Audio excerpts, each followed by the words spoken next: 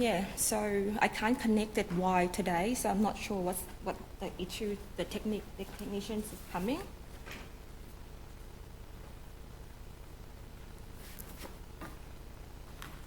So let's just start with, while we wait for the technician, so maybe do a warm-up exercise first.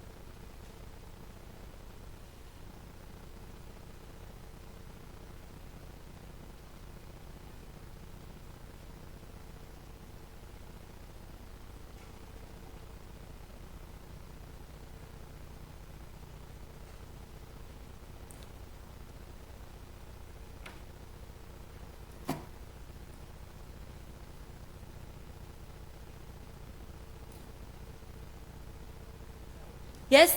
Sorry. Yeah, 15A. Yes. Oh, if you like, I can make it X so maybe it's more clear. X.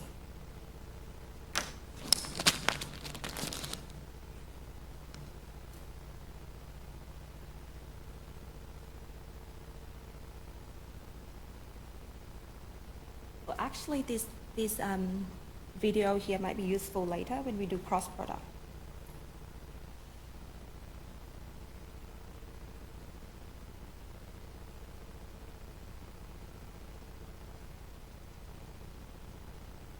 So this problem here is just using the properties of the dot products.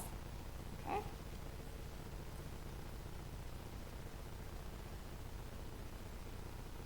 So remember that when two vectors are perpendicular to each other, what the dot products of the two vectors would be equal to. Okay, I'll just write this again. So when you have a dot product, right, it's write that UV cos theta.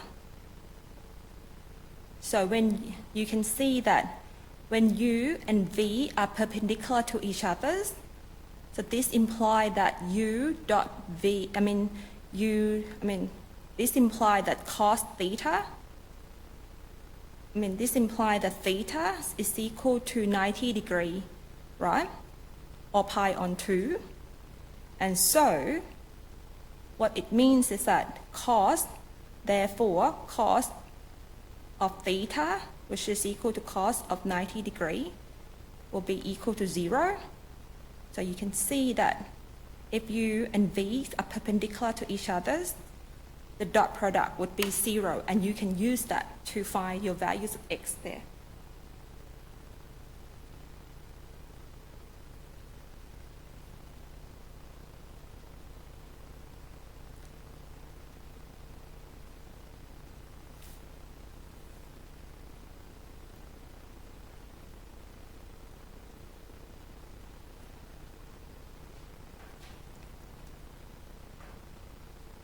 What did you get?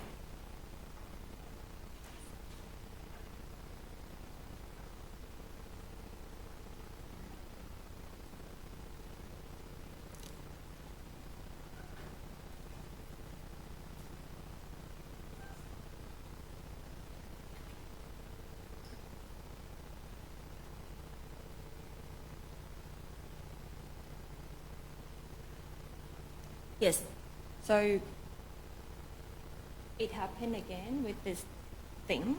So I'll just join it on Zoom at the moment.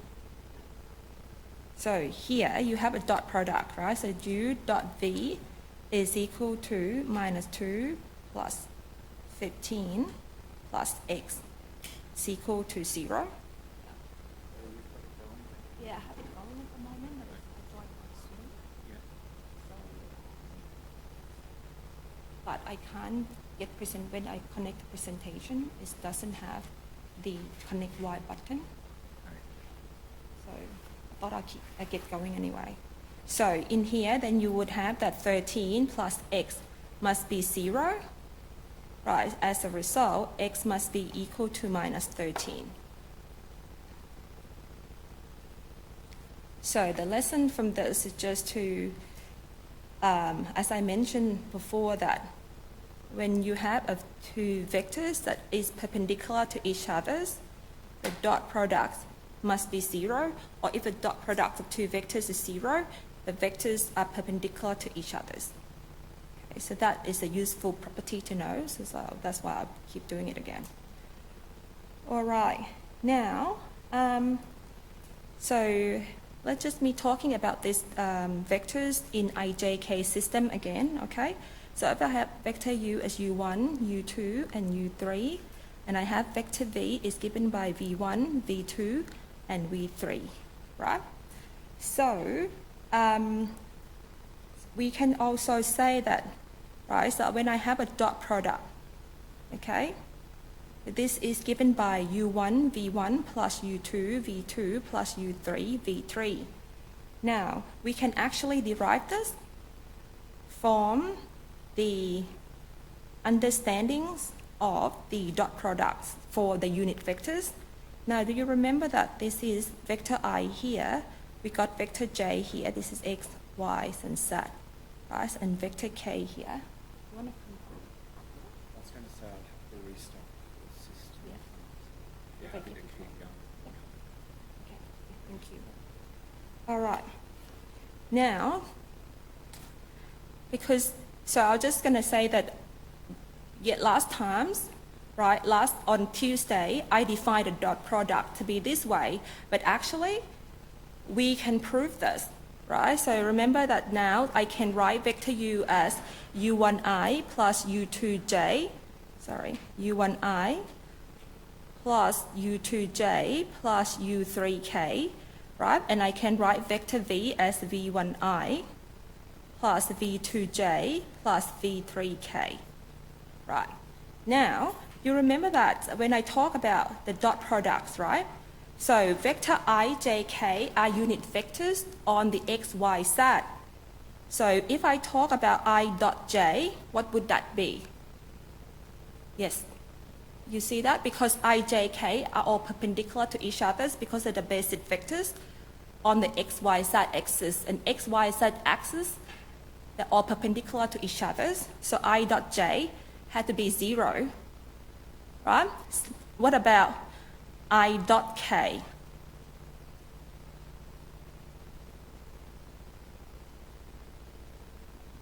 Zero? Yes. And what about j dot k? Yep, 0 as well, right? And we also you can swap the orders, right? So j dot I is also equal to 0. Likewise, k dot I is also equal to 0. And k dot j is also equal to 0. Now, what about I talk I dot I?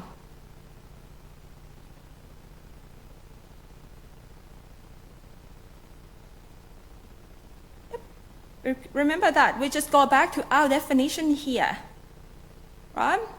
So, cos of the vector I is parallel to vector I, so the angle between vector I and vector I is 0 degree, right?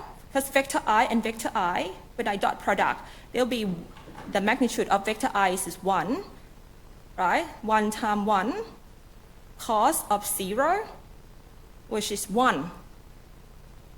Right? So magnitude of I is 1, right? Magnitude of vector I times magnitude of vector I times cos 0. Cos 0 because the vectors are parallel to each other. Right? In this case, the parallel, and so the angle is 0. So likewise, I can say j dot j is 1, right? And k dot k is also 1, okay? Because they are unit vectors, and the angles between those vectors are 0, so cos 0 is 1. Now, using this property here, I can actually do a dot product equal to So I can prove where the dot product formula come from, right? So U1i plus U2j plus U3k, right? So this is dot product with V1i plus V2j plus V3k, right? So when you do it this way, you can think of it as you expanding through, right? So this one here, when you expand and multiply it through, so you first get U1 V1 I dot I, right? You first expand this one through, right? This term, you expand it inside. So this is U1 V1 I dot I plus U1 V2 I dot J, right? I'm expanding the first term through first. And then you got a U1 V3 I dot K, right? And then the second terms here, and I just expand it through. So I'll have U2 V1 J dot with I, right? Dot with vector I plus U2 V2 J dot J. Okay, so then I'm expanding to the last term, which is U2 V3 J dot K. Yeah, I can group the scalar because they're just scalar, so I just have to do a dot product between the two vectors. And then the last term, which is U3, right, times V1 K dot I plus U3 V2 K dot J, and then expand the last term, which is U3 V3 K dot K. Right, all I do is just multiply this dot product, right? But I keep the order, so U1 is expanded through, okay, and keep that dot product. And then you can see that a lot of these terms are zero, as I mentioned it to you before. That terms are zero, that terms are zero, right? That terms are zero. Yeah, that terms are zero because all the dot products of the unit vectors, that terms are also zero. So the non-zero term are these terms here, which is on the diagonal. Okay, so as a result, and we know that I dot I equal to J dot J equal to K dot K, which is 1. And that's why that formula comes from.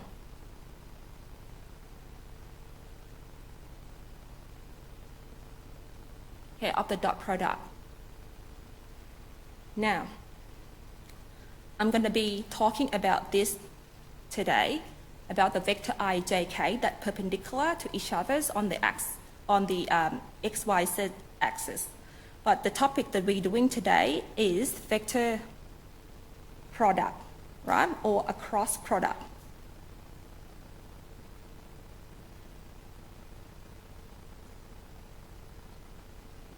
Okay, so we did one type of product on Tuesday, which is the dot product, right? Today, there's another type of product between two vectors.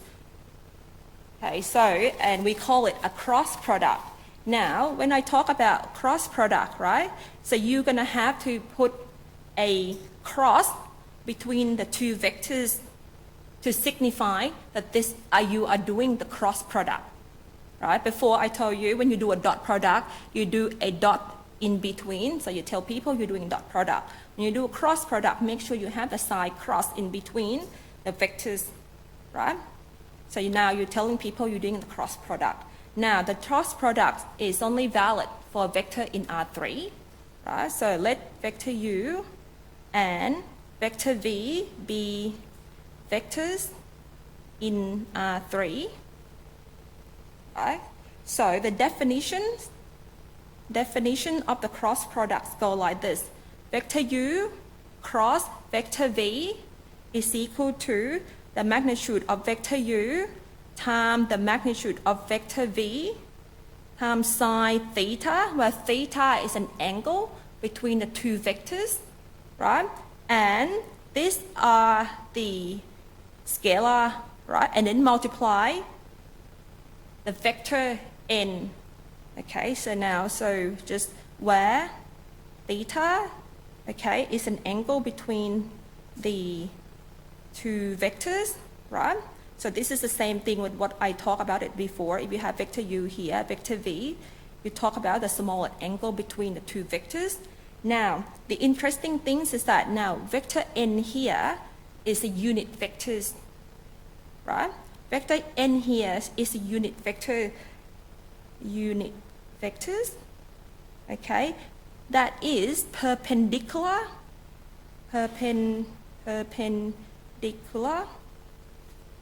to both vector u and vector v.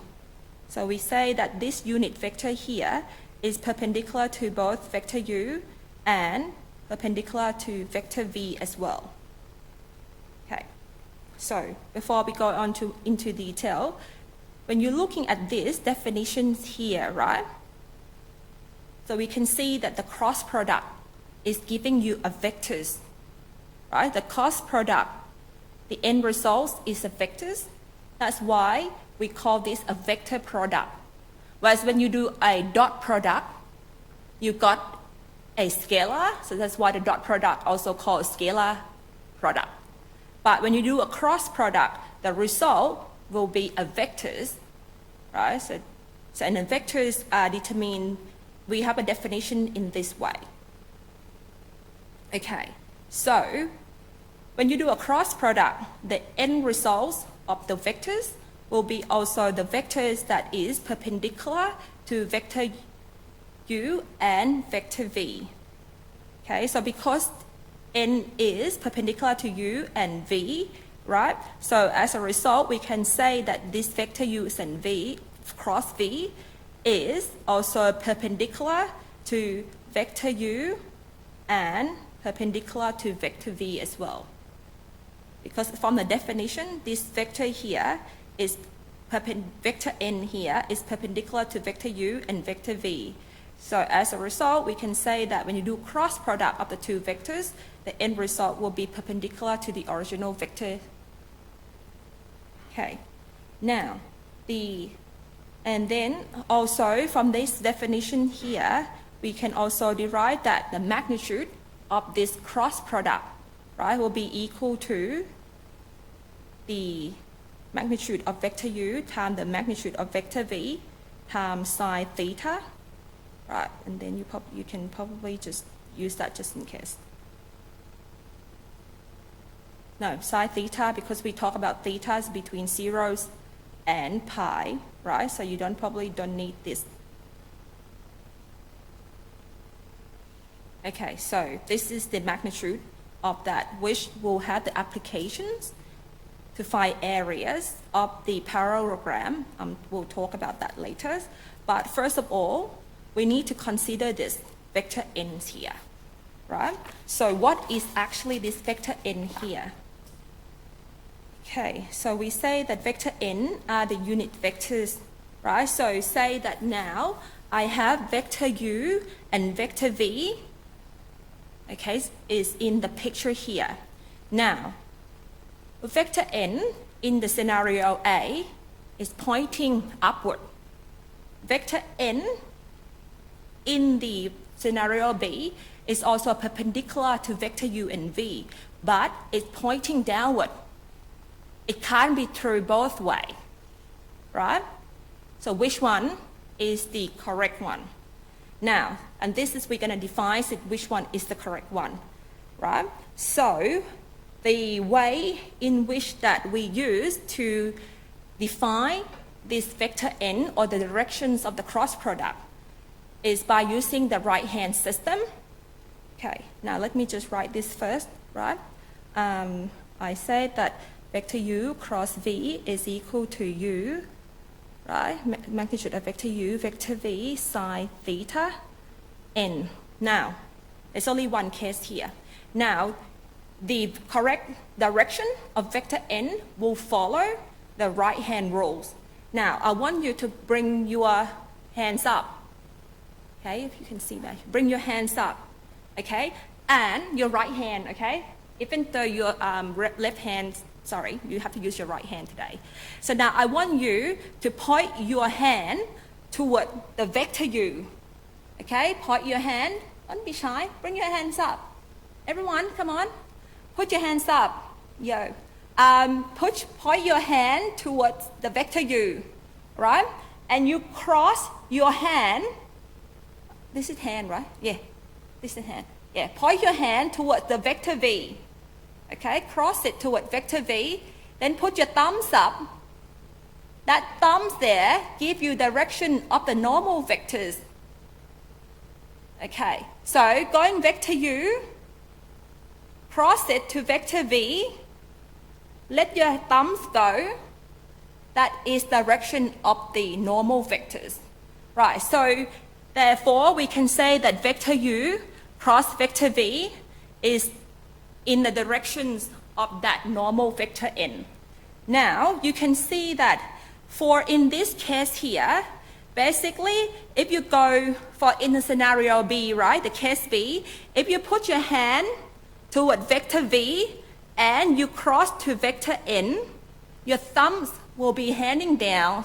So in this case, this vector n here is in actually the same direction of vector v cross vector u.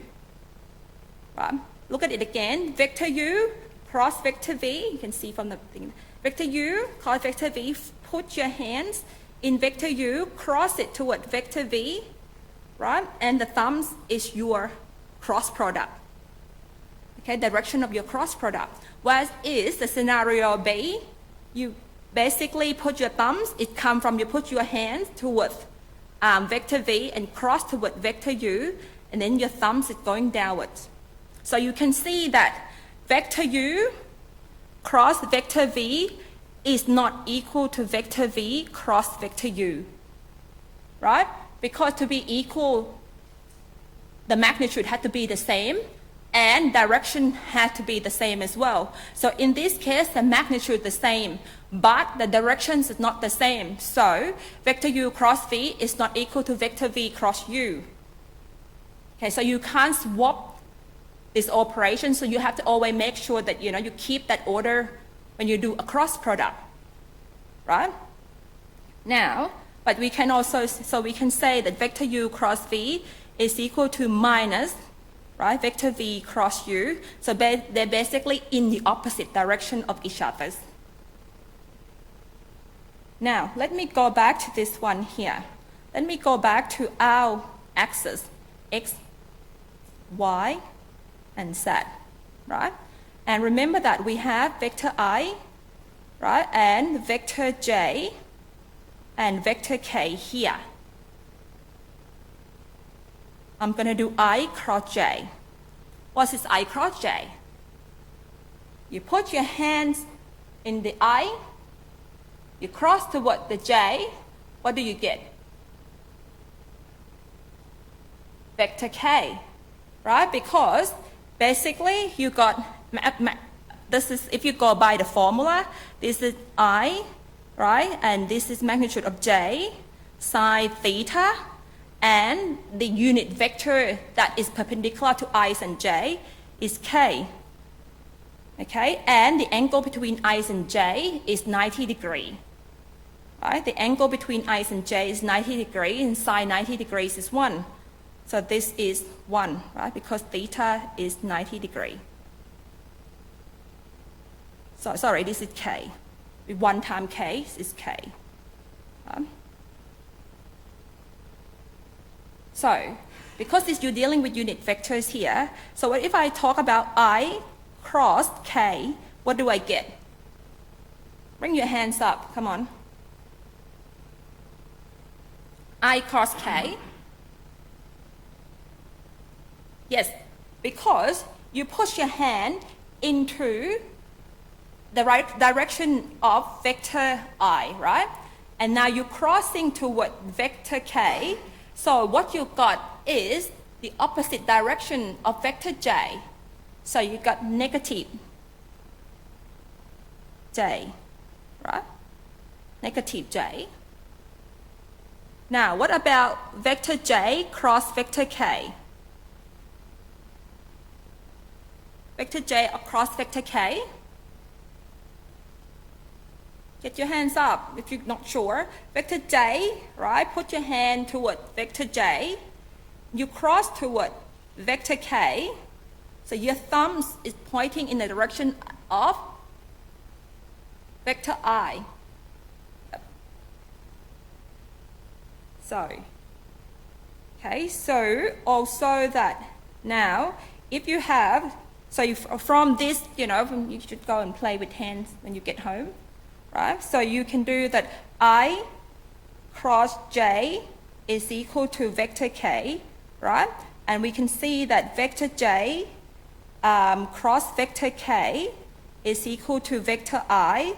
And if I do vector vector K cross vector I, vector K cross product with vector I, you're going to have the directions of vector J. Okay, K cos I is vector J. So basically, it goes like this, right? If you have I, J, K, right?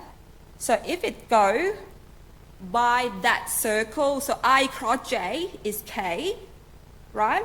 K cos J, K cos I is J, right? J cos K is I. So if you are going by that cycle, okay, so you can see that if you're going by this cycle, so you're going to get the next one, right?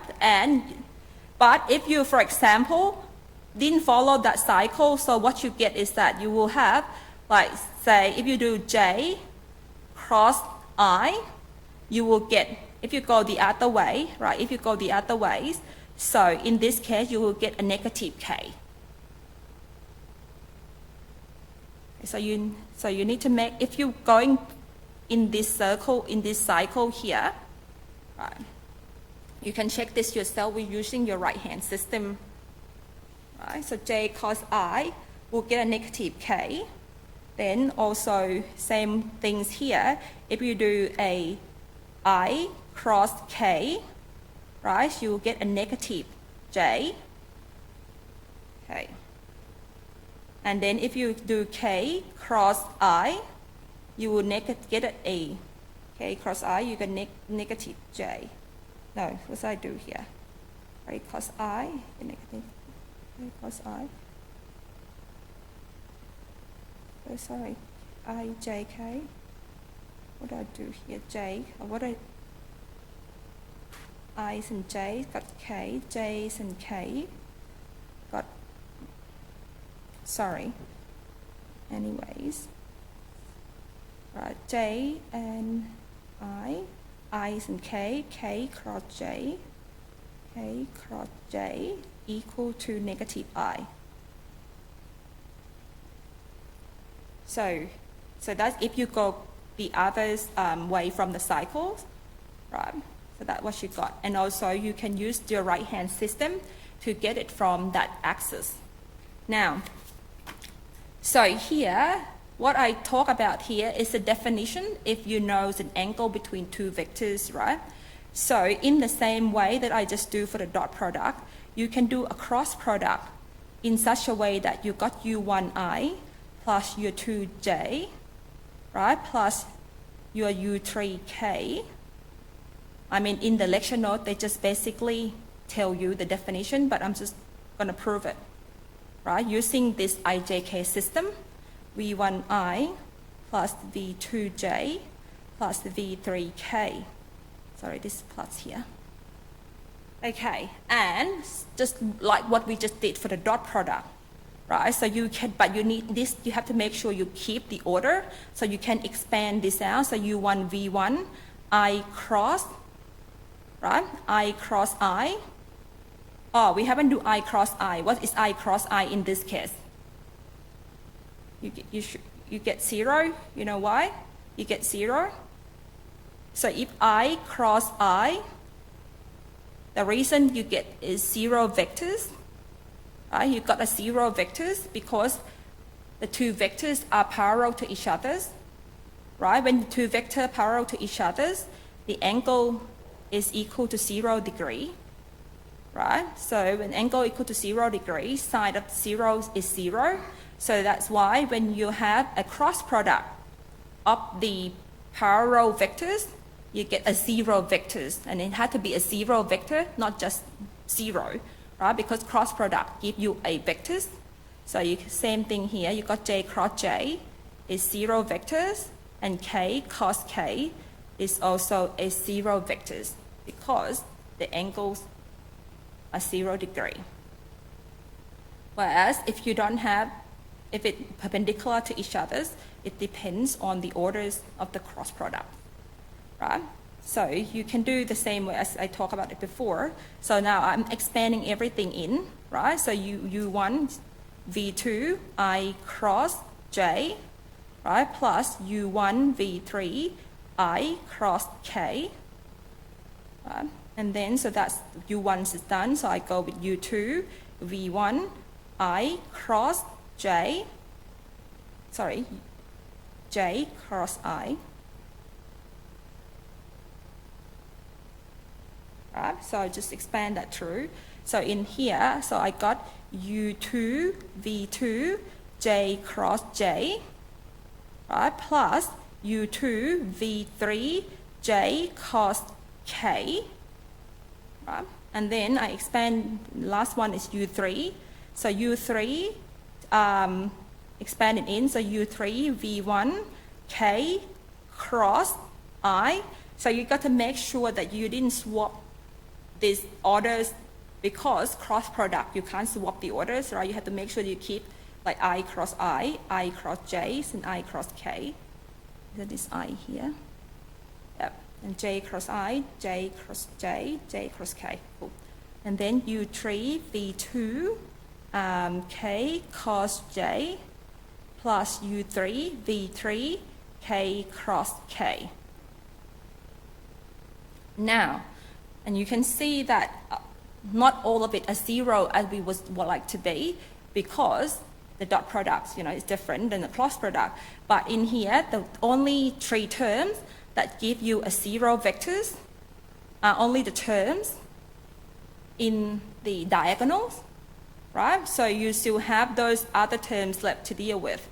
And so we had before that I cross J, so I cross J is K. So you have U1 V2 K, right? And then so I cross K. What is I cross K? So we just wrote it before. We saw that I cross K is minus J, right? So you have K here, and you got plus U1 V3. Sorry, this is minus J. Minus J, so I can probably do that, right? So that's the first terms gone, the first row, and then the second row, you got U2 V1 J cross I. So J cross I is minus K, right? And then you have U2, so this terms here, U2 V3, so U2 V3 J cos K is plus I, right? J cross K is plus I. Then the last term, you got K cross I. K cross I is J, right? So plus U3 V1 J. And lastly, you got K cross J is minus I. So U3 V2 I. So you got minus I. Right? Now you just have to group the I, the J, the K together.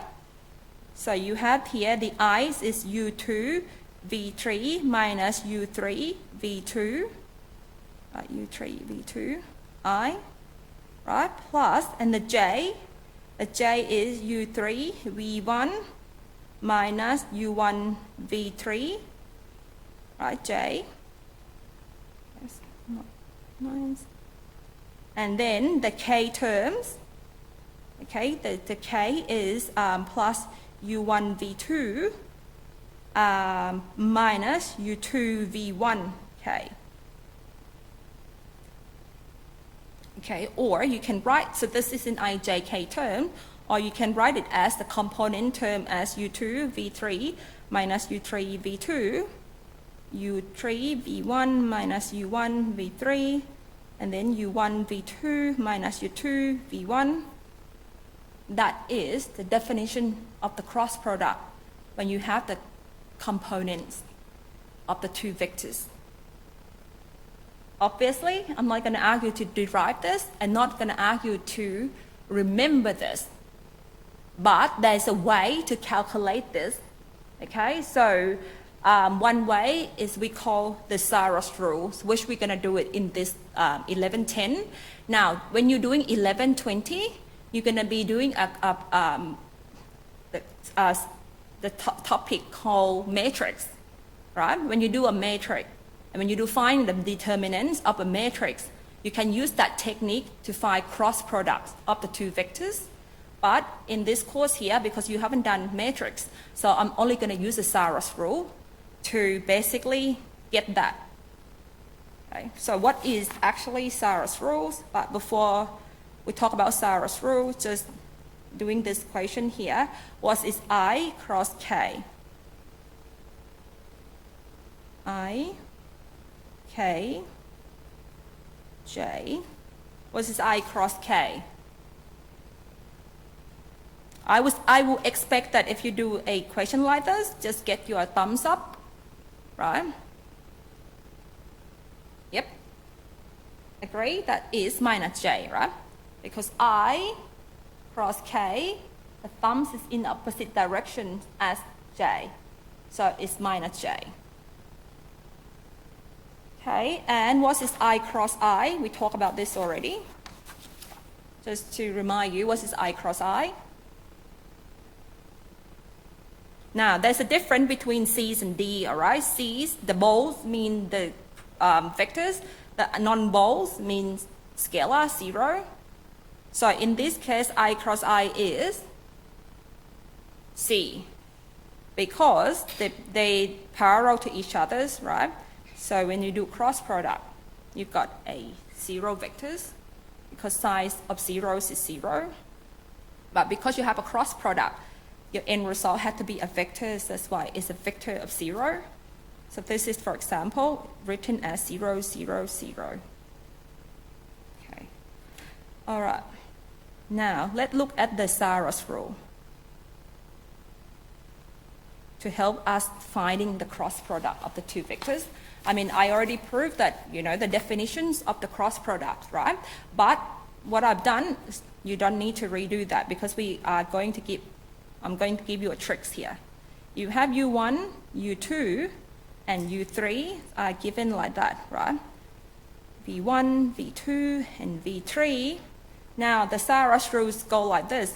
U cross V, what we're going to do, you have to keep the order, okay? I'm doing U cross V here. So I'm going to write, so first steps is that I'm going to write I, J, K. Okay, is that always go first? I, J, K is on the first row. Okay? Now, when you do U cross V, so you have to put the elements of U first. So it will be U1, U2, and U3, right? Because U cross V, U come first. So you got the rows of the elements of U. And then you have the rows of the elements of V. Okay. So the Saros rules say that when you write this, then you repeat the first two columns. So you write down the first two columns, only the first two columns, okay? You write down the repeated two columns, the first two columns, and then what you do is that you are going to be multiplying diagonally. So I'm going to multiply this, okay? So that will give me U2, V3, I.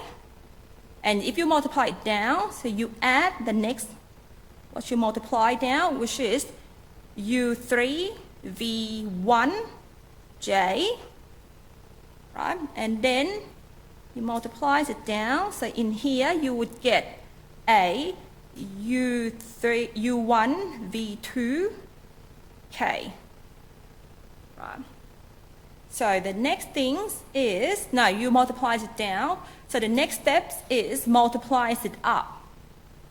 Okay, so you multiply it up here, right?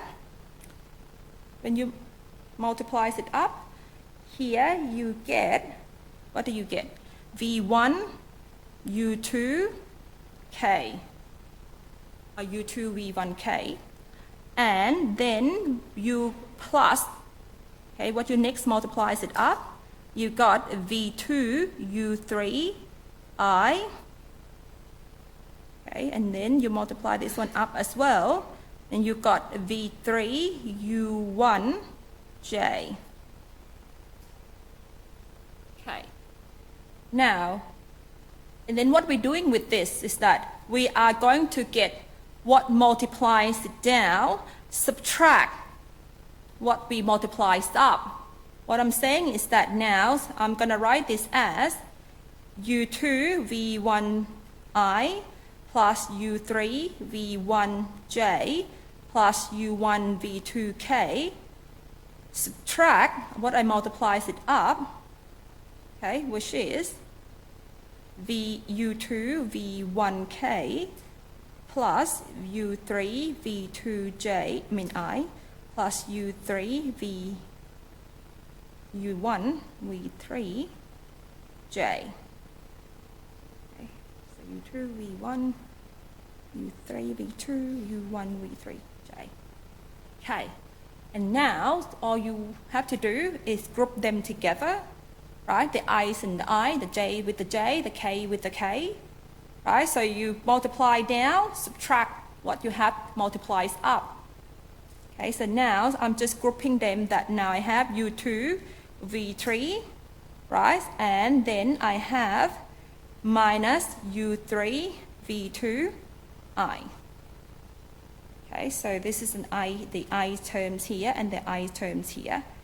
Right? And then I do the J terms, which is U3, V1, right, and then minus U1 V3, this is the J terms, okay, the J terms is this one here, and that one there, okay, and then finally the K terms, which is U1 V2, okay, minus U2 V1 K, as the K terms is this one here, and that one there, and there you're done. Okay, so what you got here, then you can write in the component forms, and what you got here is the same as what we derived it previously from the definition, okay, of the cross product, the geometric representation of the cross product with the vector ijk. Okay, so let's look at the proper example with some numbers. Okay, everyone finished here? Cool.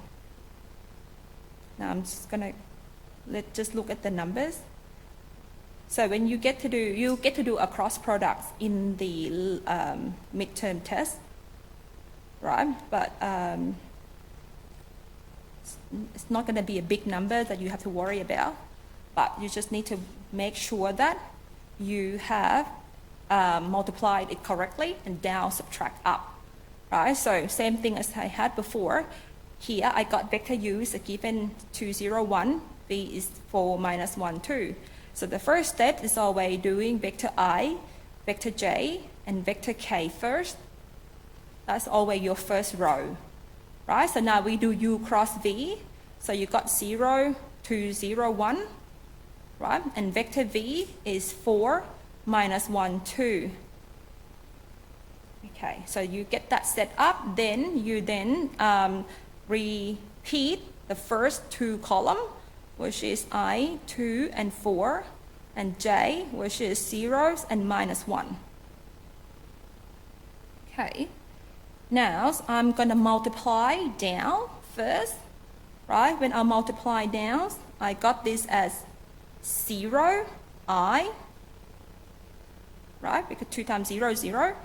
Then I have plus 4j. Then I multiply this, I got minus 2k. Okay, now leave that for the moment. We're looking at the multiply up. When I multiplies up, let's just use different color. When I multiply up, I got this is 0k. Right? Multiply this one up here, I got minus I. This one here, I got 4j. Now, it's the times that you need to do down, subtract, up. It's always go down, subtract, up, okay? Sorry. So down, subtract, up. So what this means is that you have, so down, what you got down is 4j, right? 0i, you don't worry because it's 0. And 0 vector add other vectors, it's giving you other vectors anyway. So you got that 4j minus 2k. Subtract up. Now, so if you worry, just put the bracket, right? Just to avoid that you not going to make minus mistake, for example. So plus 4j. Okay. So this one is plus 4j. Okay, so if you have that bracket there, you will never have a mistakes, right? Because it's minus up. So what ups is minus I plus 4j. So in here, then you can expand this out as 4j minus 2k plus I minus 4j. Right? And now it's the time that you group the I together, the j together, the k together. So in here, there's no other I, so you've got I. So you got plus 0j, right? And then you got minus 2k, and you're done. So you can also write this in the component form as 1, 0, minus 2.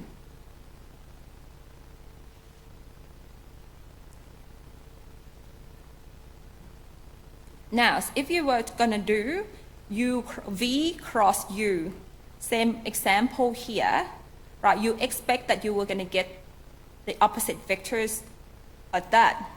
So we can check that, right? So just you do I, j, k's again. So I'm just doing the same vectors, right? But in here, if I do v cross u, when you do v cross u, make sure you got v first. So you got 4 minus 1, 2, right? And then u is 0, 2, 0, 1, 2, 0, 1. You repeat that I and j, right? And 4, 2, minus 1, 0. Then you go down, minus I, plus 4j, plus 0k, right? So, and then you got up is minus 2k. So you get to do practice of this in your workshops as well. Plus 0i, and then plus 4j. Okay? And then all you do is what you got before, down, subtract up. So in here, I have minus I plus 4j, subtract minus 2k plus 4j. Right? And then you can expand that at minus I plus 4j plus 2k minus 4j. Okay, so and then you cancel the j, so plus 0j plus 2k. Right, so and then you can expand, write this in your component forms. So you can see that what you got there is opposite of each other. So you can see that vector u cross v is equal to minus vector v cross u.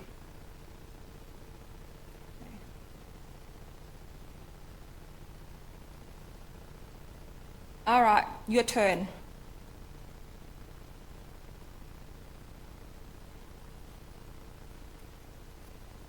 There will be one question in the midterm test asking you to do a cross product. I can tell you this. So make sure that you master this. Just that simple, give you two vectors, do the cross product for me. Nothing complicated. I just want to make sure that you can do cross product. No trick whatsoever. Just do a cross product of the two vectors given it in its component forms, right?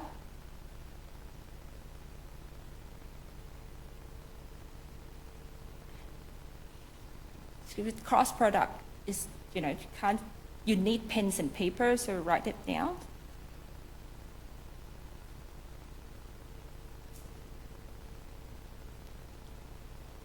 And the cross products always give you a vectors. Okay? And the choice here is all vectors, so you can't really guess here. You need to check that.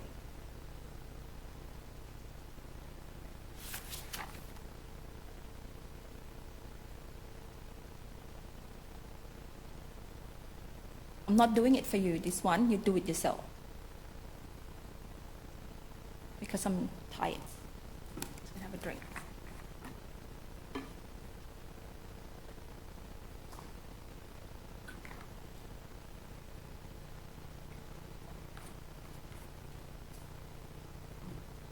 I'm forcing you to do this because I can tell you it actually in midterm test. So please. But it's not going to be this number, right? It's going to be some other numbers, but it's not going to be 2,724. It's going to be something like 10, something or other, which you can just, do it without calculator. I can assure you that.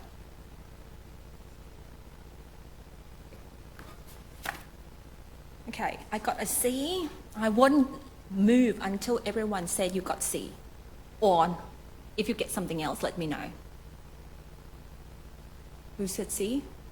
Good.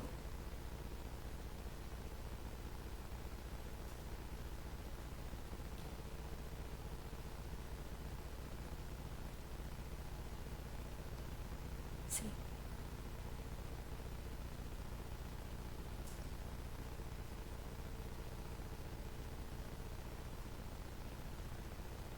I won't move to the next topic. Actually, if you already got your answer, you can have a break now. If you don't have your answer, don't go.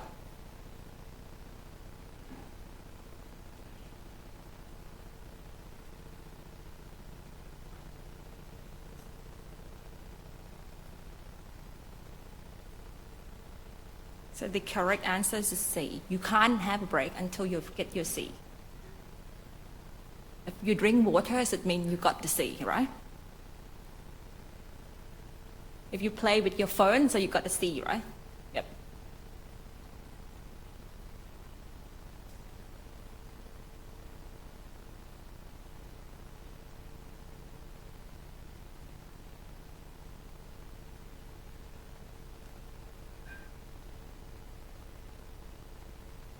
We'll take 5-minute breaks.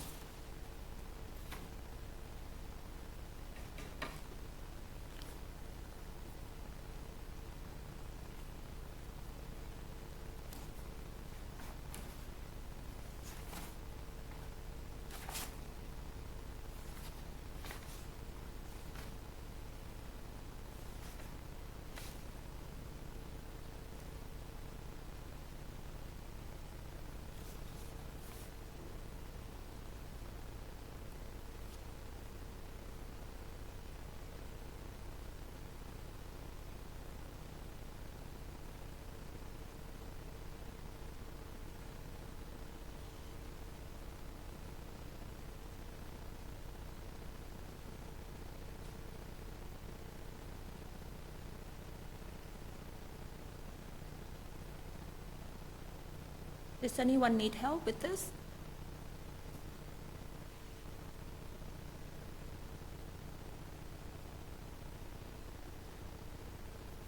Nope.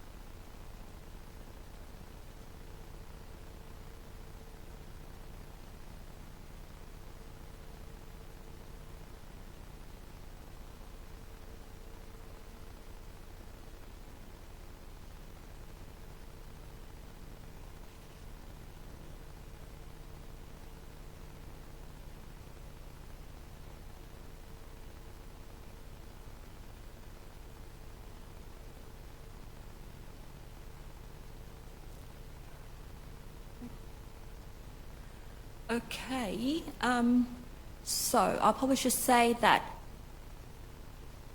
what we just did, that's all. That cover all the topic in midterm test. Okay, so the midterm test only go up to cross product of two vectors. That's it. Okay, so for basically up from week 1 to cross product of two vectors, that is in your midterm test. Okay. So now I'm doing the application of the cross products. One of the application of cross product is finding the area of the parallelogram. Okay, so we use this to find area of parallel. Can't ever write this, programs, okay, so you know what I mean, parallelogram. And then later on you will see paralleloparallelepiped as well. Okay, so that was a 3D version of the parallelogram. Excuse my accent and my writing there, but you know what I mean. So this picture here is a parallelogram. Okay, so in this parallelogram, you have, it can be generated from two vectors, vector u and vector v, right? And we can say that these two vectors forming the two sides of the parallelogram. Now, so this side here, we know that the length is the magnitude of vector u. This side here has the length of the magnitude of vector v, right? And so the height of the parallelogram, this height here, right, is given by the vector v, right, it's the magnitude of vector. So basically it's given by the length of vector v times sine theta. So theta here is the angle between the vector u and the vector v. So that's the height of the parallelogram. And we can say that the area of this parallelogram, okay, so which is given by the width times the height. Can't spell.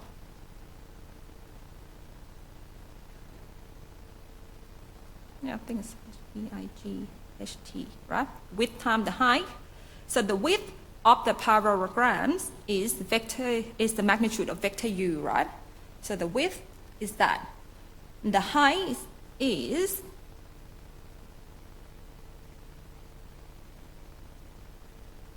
so as a result, I just wrote here, which we talked about it previously.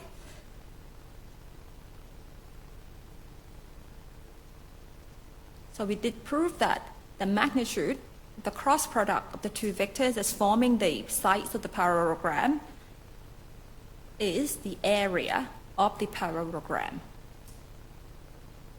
So for example, if I have the vector u, okay, which is vector 1, 2, 3, okay, and vector v, which is vector 3, 0, 1, this is the cross product that you just did.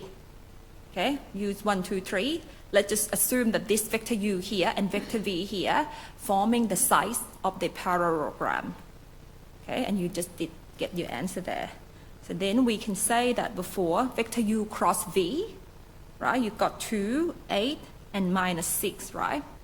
So now if this vector u cross vector v, vector u and v forming the sides of the parallelogram, so an area of that parallelogram would be equal to the magnitude of vector v, u cross vector v, which in this case, okay, which is 2 square plus 8 square plus 6 square.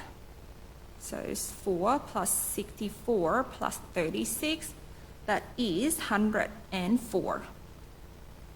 That's it. You don't need to take a square root, just leave it like that. Okay, so that is your area of the parallelogram, that forming by that two vectors, vector u and vector v. Right. Okay, now let's look at this example here. So in this example, it says that what is the area of the parallelogram with the vertices 0, 0, 3, 1, 1, 3, and 1, 4. In here, what we should do first, right, is to find that point. Okay, so find that point in space, in the plane first. Okay, so let's just find the points on the plane, right? So the first, let's just call this A, B, C, D, right? So if I have, so they want to find an area of the parallelogram that the vertices are those points. So this is point A, right, at 0, 0. And then point B is 3, 1, 1, 2, 3, right, 1. So 3 1s is somewhere here, right? So 3 1s is somewhere here, 1, 2, 3, 3 1s. Let's just call that B, okay? And 1, 3, 1, 2, 3. So 1, 3 is this point here. Let's just call that the point C. And 4, 4, 4, 4 is somewhere there, right? Oops, that point D. So when you can sketch this this parallelogram, so it go like this, like that, right? So this parallelogram. So, okay, but remember when you do so we can say that you would have a vector, this vector AC, right? Okay, so this vector AC will be forming one side. So this vector AC here, okay, you can think of vector AC is from one side of the parallelogram, and you can think of vector AB is from one side of the other sides of the parallelogram. But you can't use the cross product straight away. Remember, for the cross product, it had to be a vectors that in R3, right? So what you do in this case is that this is on the plane X and Y, right? So what we do is that we're just going to lift this into a space coordinate by just adding 0 in the Z coordinate, right? So what vector point A, when you lift it up in the space, right, it's going to be 0, 0, 0, right? Point B will be 3, 1, 0. Point C will be 1, 3, 0. Point D will be 4, 4, 0. Now, we're forming the points in space, and then also we can form the vectors in R3. And all you can do now is using the cross product of the vectors to find the area of that parallelogram that's forming from vector AC and vector AB. So in this way, you can find vector AC. You remember how to find the vector if I'm giving you points. So if vector AC is what? Coordinate of what? Subtract what? C minus A, right? So in here, coordinates of C, subtract the coordinate of vector of A, because A is the origin. So this would just be 1, 3, 0, right? So I can write this 0, 0 if you wanted to. So this is vector AC, right? And vector AB is the coordinate of vector B, subtract the coordinate of vector A. So in here, B is 3, 1, 0, right? So I'm lifting it up onto the 3D. So this will give me 1, 3, 0. And now you can do the cross product. So this is 3, 1, 0. Now, once you get this, then you can get a cross product, right, to find the area of that parallelogram. So basically, what you want is this. You want to find AB cross AC, and that's the area of this parallelogram. So first of all, you have to find AB cross AC or AC cross AB. In this case, doesn't matter because you only need to find the magnitude of it. Right? So if it come out negative, just put the absolute value there because you are finding the absolute values, right? So in here, so I will do AB cross AC, right? So I have I, J, K, right? So AB is 310, 130, repeated. I is 31, J is 13, right? Subtract up, subtract down. So subtract down. So you got 1 I, so you got I, plus 0J, plus 9K, right? And then subtract up, you've got minus K, minus the K there. You've got plus 0I, you've got plus 0J. Yes? Which one?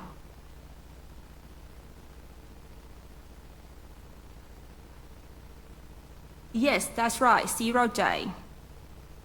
Yep. That good? Yes, oh yeah, 0I. Thank you. Okay, cool. Other than that, everything correct? Good.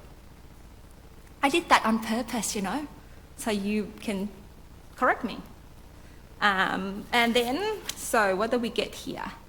To be honest, I didn't wear glasses today as well. So here you got S8K. Right, so that's all you got. So as a result, the magnitude of AB cross AC is equal to 8. Yeah. No, it's, yeah, because it's basically, you're right, it is that. That is 8. And so you might get to do this kind of equation in the workshop. Okay, but if you, for example, if you were going to use these applications of the cross product, if you have the points in 2D, you just need to map that points up, you know, onto a space in 3D, and then you can use the cross product, okay, the magnitude of the cross product to find your area. Okay, now everyone happy with doing the cross product and the dot product? Okay, so far we do a dot product of the two vectors and the cross product of the two vectors. Now I'm going to put, so now we can do dot products. Can we do dot products of the 3 vectors together? Can we do a cross product when you have 3 vectors all together? Right, so now we're going to deal with more than 2 vectors, right? And then see that what operation, when you're going to make the cross and the dot product, which one is going to make sense. But before that, okay, so look, this is the properties of the cross product. We know that it can't swap the operation, right? When you swap the spot, the vector u cross vector v is equal to minus vector v cross vector u. We know that. And we did use this as well. So you can expand it out and make sure when you expand it in the bracket, you keep the order, right? So the u cross v plus u cross w. And you can do those scalar multiply of vectors, but as long as you keep the orders of v and w in that way, so your answer will be fine. Okay, and when you have more than 2 vectors, we call it triple products. Okay, so now I'm saying that the vector u's in v and w here, okay, so let's just say that they are in the same dimension. Let's say that they're in R3, right? So which one of these makes sense? Okay, because not all of them you're going to be able to do. Remember, u dot v give you a scalar, right? And vector u cross v give you a vectors. Now, and you can't do a dot product between a scalar. You can't do a cross product between scalar. So let's have a look at this. Can you do this operation here? Okay, the correct answer is yes, no. Because when you do a dot product, u dot v is a scalar, right? Scalar can't cross with a vectors. Okay, dot and cross are using for vectors, right? Scalar can't cross product with a vectors, so this triple product doesn't make sense. So it doesn't exist in that case. 2, can you do it? Can you do 2? Yes, you can, right? Because you cross V, you get a vector, right? Vector can do a dot product with another vectors. Is that good? What about the third one? Yes, because you look in the parenthesis first, in the bracket first. So V cross W is a vectors, and a vector can cross product with another vectors, so that makes sense. Right? What about the last one? U dot V, you get a scalar. Can scalar dot product with another vectors?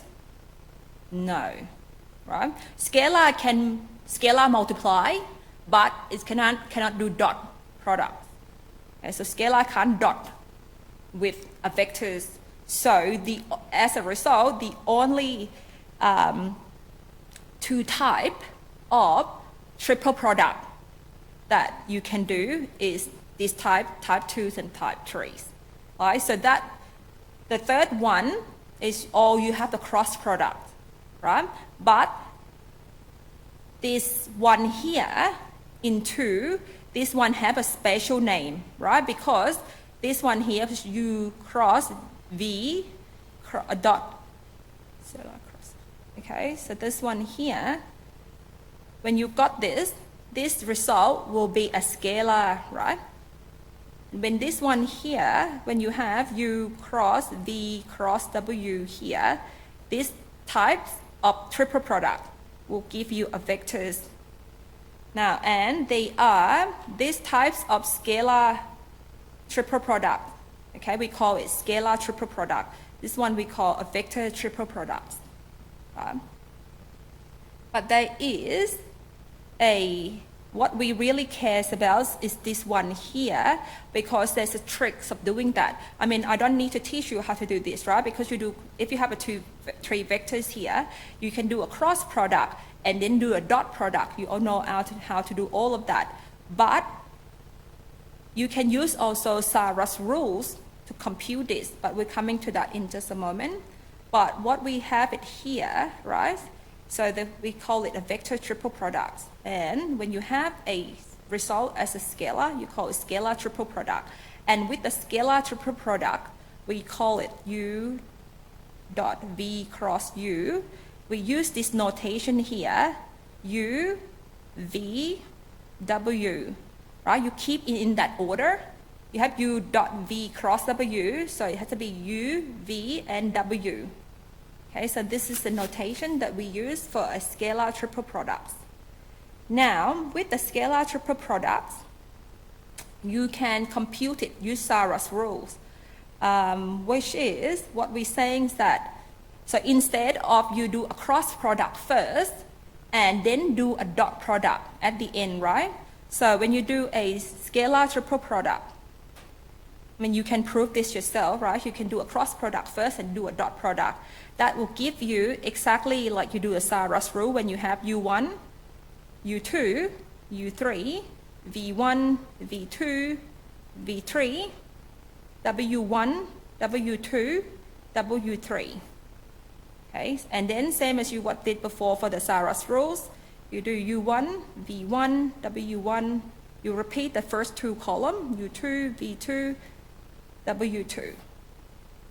Okay, and then you multiply up minus down. So you have U1, V2, W3 plus U2, V3, W1, right? And then plus U3, V1, W2. Right? And then you subtract up. Okay, you subtract up is what up is. We can be using that color. W1, V2, U3, right? So this one would be a W2 V3 U1, right? And then this one will be W3 V1 U2. Okay, so at the end, what you get is just a number, right? Because all of this is a numbers, right? So you get that. So you got that's equal to. So when you have, just try to prove that. Okay, so just try to prove that it's actually the same. That when you have U1, okay, so I've just put U1 together. So U1 will be V2 W3. Right, and then with the term U1, you will have minus W2 V3, right? So down, so you have down, subtract up, okay? So then, but I'm just jumping a step by, I'm just grouping U1 first.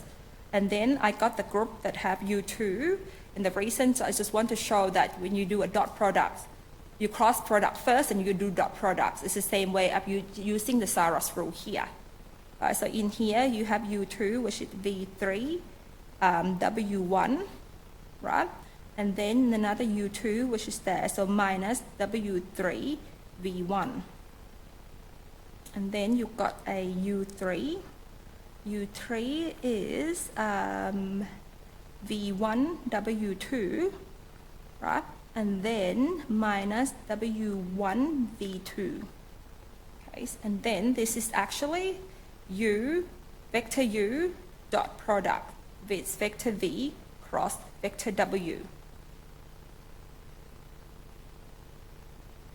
So, therefore, you don't need to do a cross product first and do a dot product, because if you set up the Saros rule from the start, you're going to get the same result. So instead, because this one, if you do it from like that, you first of all, so if you do it from the definition of from this way here, you need to do a cross product of the two vectors and then do a dot product. Okay, but when you set up that cross product, you need to use the Saros rule anyway. So you could just use it from the start, okay, when you have the three vectors U, V, and W. But again, it's important that you put it in the order of U, V, and W, okay, because if you swap the order, your results will be different. Now, so this is the scale, the triple products, okay. The property, I'm not so strict, with this, because a lot of them are quite clear anyway, because the dot products, for example, in here, they're not equal, right? So in here, so in here, what it is this is a scalar multiply of vectors, right? So in saying doing it this way are not the same as that way, okay? Because this is scalar multiply of vectors, and this one here is because you have the property of the. I will come to this in just a minute, right? But it also the proof is right here, and with the proof here is basically they set the left hand side, right? And then they show that, and then they can say that this is equal to the right-hand side. So same types of proof that we done before. Okay, so it's in linear algebra, in the vectors, and in the matrix. If you want to prove some things like this, you set up the left-hand side, manipulate the term, get the right-hand side, and you can say that they're equal to each other's, and that's the proof. Okay, but this is one of the property that I will come back to that later. Okay, and then there's some other properties. So this one is, actually this is another properties that we'll come back to that. Okay, and again, so this one is a cross product, and you can't swap that, okay, the orders, because you have to keep the orders. So in here, you have to do V cross W first, and then cross U, and that's not equal to do a cross of U, V, and then cross W, that difference. So that is different when you do a dot products and the cross products, right? And this one here is quite interesting, but we can do that proof later, because we kind of, I want to cover something else first. Now, but this property here is quite useful, and I don't ask you to remember that, right? But what it is that you can think of this, right? So here, what they have in here, so property tree, right? So in that one you have U, V, W. From the property tree, you can write as V, W, U, right? From that property, W equal to W, U, and V. Right, so I keep that order, so this is, we can write it as U, V, W, right? So this is equal to V, W, U, this is equal to W, and U, and V. Now, you don't need to remember this again because it follows this cycle, U, V, and, sorry, missing W here. So if you follow this order, okay, U, V, W, right, is equal to V, W, U, equal to W, U, V, right? So if in that order, it's the same. But if you are going against that order, so for example, if you're going against that order, say you have U, okay, V, and W, right? So this, if you have this order where you swap one spot, this will be equal, say, if you have V, U, W, okay? So in this case, if you swap one spot, you will get the minus sign. So if you didn't follow that order, you will get the minus signs, okay? And the other interesting thing is that when you do a Sarah's rule, if you have the whole rows of 0, right? Or you have, no, if you have two rows are the same, say if you have U, V, and V, okay, so if you, in Sarah's rule, if your two rows are the same, this will give you a 0. This will come clearer when you do matrices. That's why sometimes we teach matrices and vector at the same time, because when you do find the Sarah's rule using a determinant of the matrix, it will become clear why that's the case. But anyway, so in this case, if you have the scalar triple products of, I mean, you can also see this right here anyway, like this one here, right? If you write it out this way, V cross V is U dot vector 0, and that's why it got 0. And it's also another property that it comes when you do a matrices, right, from the Sarah's rules. Anyway, I think, okay. So here it's just asking you to find the scalar triple products of the three vectors.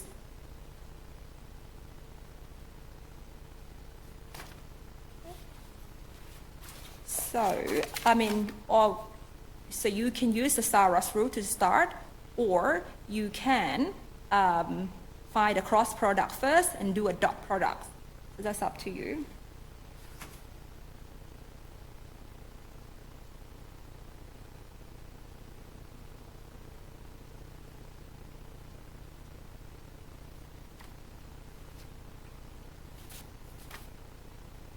The scalar triple products is not going to be in your midterm test, okay?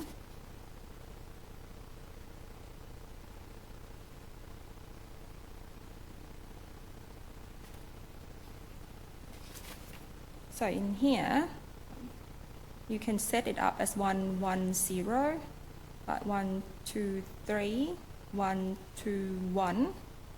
Okay. And then you can repeat.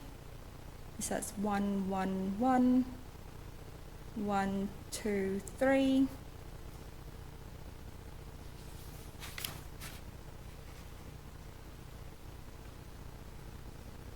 Oh yeah, sorry.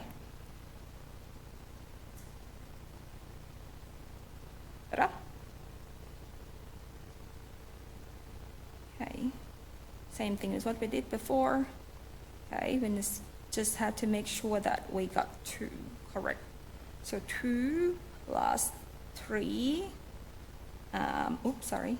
plus 0, yeah, that down, okay, and then up, okay, the up one is 0, 6, 1. Okay, so here you add those up is equal to 7. You add this up is 5. So down, subtract up. So you got 5 minus 7. So yeah, the minus 2.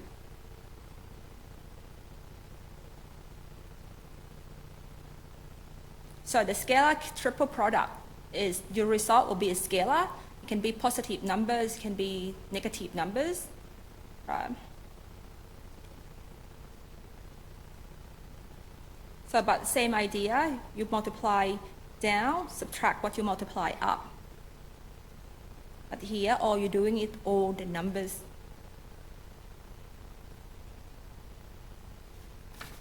So any question about this? If you can do cross product, you should be able to do scalar triple product using the Saros rules. Now, you might thinking, why do I need to know the scalar triple product? I'll come to tell you why that is kind of useful in just a second, but I think the next one is the scale property of the scalar triple product. Okay, this is what I tell you before, right? So you keep that cycle, U, V, and W. Right, so if you keep that cycle, that will always, that be the same, UVW, UVW, WUV equal to VWUs. Okay, and this one here, this is quite interesting, right? So in here, let's just have a look at this one here. So what it's saying here, right? So if you have this constant t, let's just call this constant t, right? So that's one there. So if you write that down, that'll be TU1, TU2. I'm just looking at this one here, okay, from that there, right? TU1, TU2, and 3 U3, right? And then you have a V1, V2, and V3, and then you have W1, W2, and W3, right? So if I put this into some kind of matrix, just talk about that, like what we had before, but I put in the matrix here. Okay, so what it is that you can think of this is when you do a Saros rules, so this will be T, right, of, when you do a Saros rules of U1, U2, U3, V1, V2, V3, W1, W2, W3. Okay? So I just put in there, it's like, you talk about Saros rule here, okay? But basically what I write here, when you do 1120, we call that a determinant. Right? But in this case, just note that when I write some things like this, I talk about Saros rules here. Okay? But for example, if I also have, if I have let's just say that if I also have another constant A times A here, right? Or I have another constant B here. So this is what? T vector U, A vector V, right? And B vector W. Okay, when you do this will have A and B. So this will be equal to T, A, B of U1, V1, U and V, and W.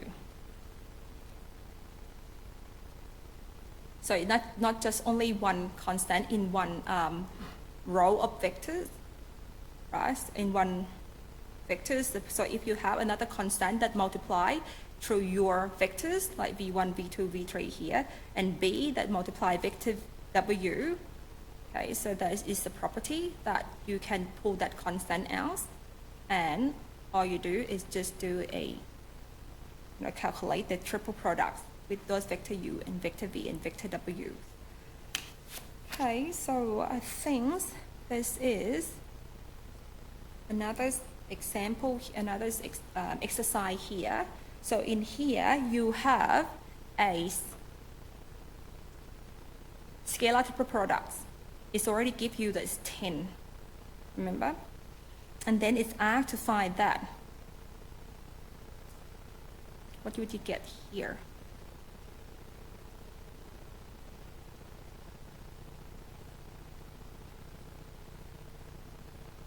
Just talked about it before, but see that this is A, B, C, right? Vector A, B, C. It go A, B, C, you've got 10.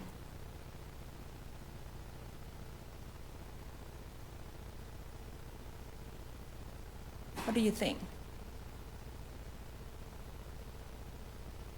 Now, I just said to you here, right? So if you have a constant times U, constant times V, constant times vector W, this is the constant T times constant A times constant B, and multiply that, right? So this will be equal to 2 times 2 times 2, right?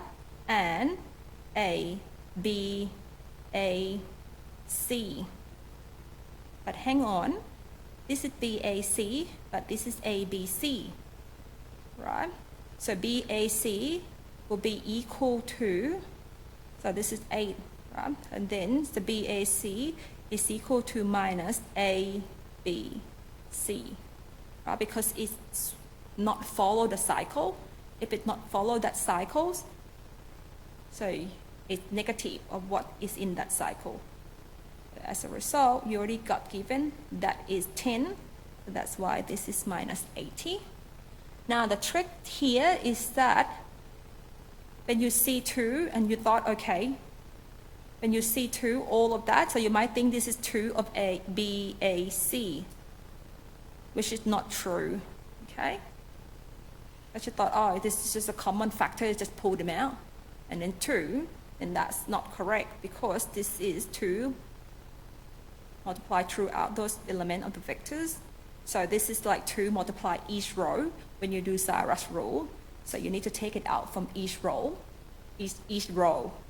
Okay, you think of it like this is like you write the Cyrus rule. You've got a vector B, vector A, and vector C, and 2 times every element of that vector in each row, right? So when you do Cyrus rule, you need to pull 2 out from each row. That's why you got 2 times 2 times 2, which is 8 here. And then you just double check that this is follow the cycle or not. If it's not, then it's negative of what in the cycle. So you got minus 80. Okay, so finally, I want to talk about why we need to do I thought I have a picture here, but I don't. So I need to try to draw a picture myself. So the applications of the scalar triple product, right, which is what I'm talking about you before, volume, to find volume of the parallelepiped, something like that, double check yourself. So it's a volume of the parallelepiped. So what is the parallelepiped? So this is a, so before we're looking at, just trying to draw this, it's going to be quite challenging. Okay, so here I have, let's just say that this is vector V, right? And I have a vector W here. Let's just say this, I have vector W there. And so this is thinking of that vector V and vector W are lying on a flat plane, right? Before, we already find the area, okay? So that's just like V and W forming the parallelogram, right, on the flat plane. Okay, so now I have a vector U here. Okay, so I'm trying to draw here, a vector U here. It's going to be quite challenging. Let me to draw this and make it a 3-dimension. So, that,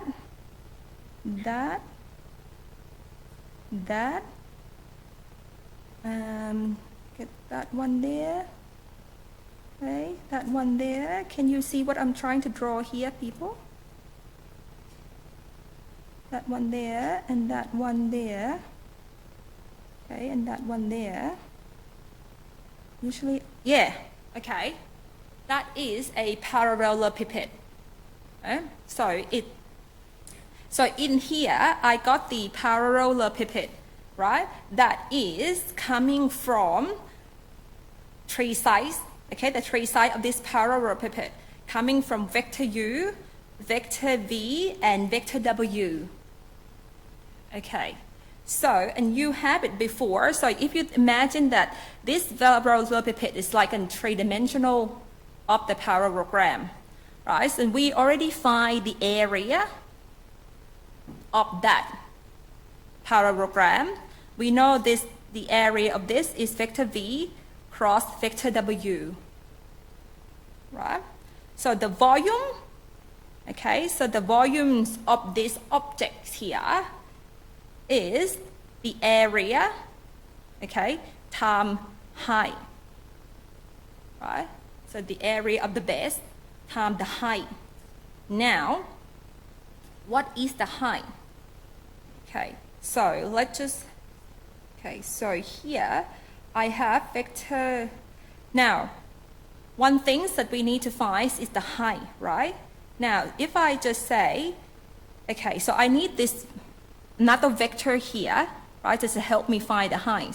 So I'm drawing up this vector here and say that this vector here is perpendicular to the plane.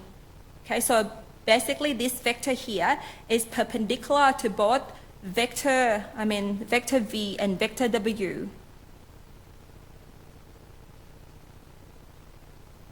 Right? Because the cross product, remember? The cross product saying that, the cross product, what I'm saying here is that v cross w is perpendicular to vector v and v cross w is perpendicular to vector w. That was we defined from the very beginning. Remember? We said that the cross product is always perpendicular to the vector that we cross with. Okay, because it's opposite direction. Think of ijk. I cross j, you got k. So k is perpendicular to both I and j. Right? So in here, I do v cross w there. So v and cross w is perpendicular to both v and w because v and w are on the plane. Okay, so now I can say that what I got there, right? And the other things I can say that if I have the angle, okay, now if I have this angle here, I have this angle here, I call this angle theta. This angle theta here is an angle between vector u and the vector v cross w, okay? So, and I can see that the height of these vectors, right? So basically is vector u, okay, so this height here, will be vector u cross theta, right? Vector u, the magnitude of vector u cos theta, because this is magnitude of vector u here, right? So the magnitude of u cos theta will give me the height. So, and then what I have now is basically, I probably doesn't need, probably I don't need this here, but I'll put it there anyway. But anyway, we now know the area, right? So the area is vector v cross vector w, and the height is vector u cos theta. Right, so that's the height of that. That is the area, okay, the area and the height. And now I can write this as, so I just rearrange it. So it's just the v cross w cos theta, right? So this is, if you think of this, right, think about the dot product, right? So this is the definition of the dot product, right? Which is that is vector u dot vector v cross w. Because if you're going back, vector v, u dot vector v, is equal to magnitude of u, magnitude of vector v, cos theta. But here, I have magnitude of vector u times the magnitude of vector v cross w cos theta. Okay, and this theta here is the angle between vector v cross w and vector u. So this all fall in the definition of the dot product between that two vectors. Okay, so as a result, we can say that now, but to be careful, because sometimes,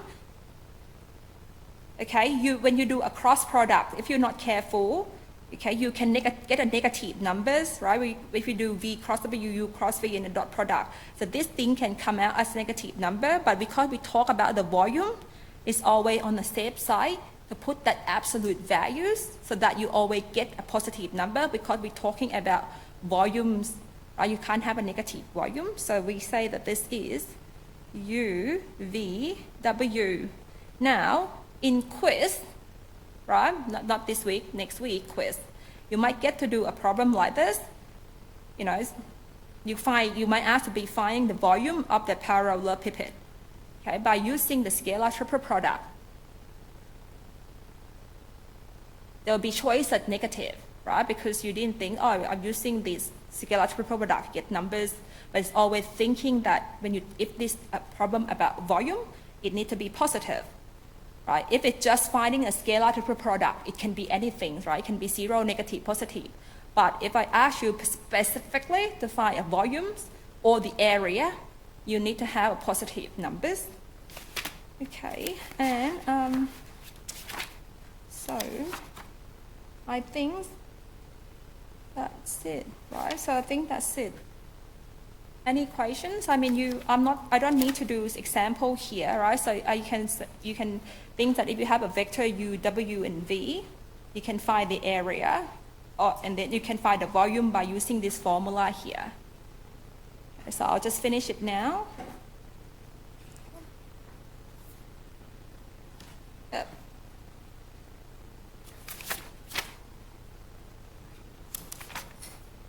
And don't forget the quiz, right? So the quiz this week, opening at 11 o'clock and end on Monday. And I already sent out the information about midterm tests and the arrangement for next week lectures as well. So next week lectures, we will meet on Tuesday here, do a revision. And then on Friday, we'll just do it on Zoom. You can come in and out, whatever you want, and ask questions on Zoom. And the Zoom links is in the announcement that I already sent out. So if you want to know what will be in the midterm test, turn up on Tuesday lectures.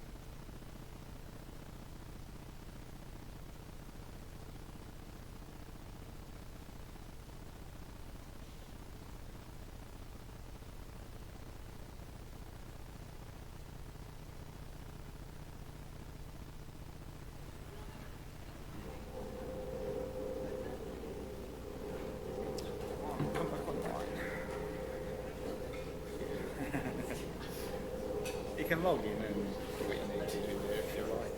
Don't need to use that.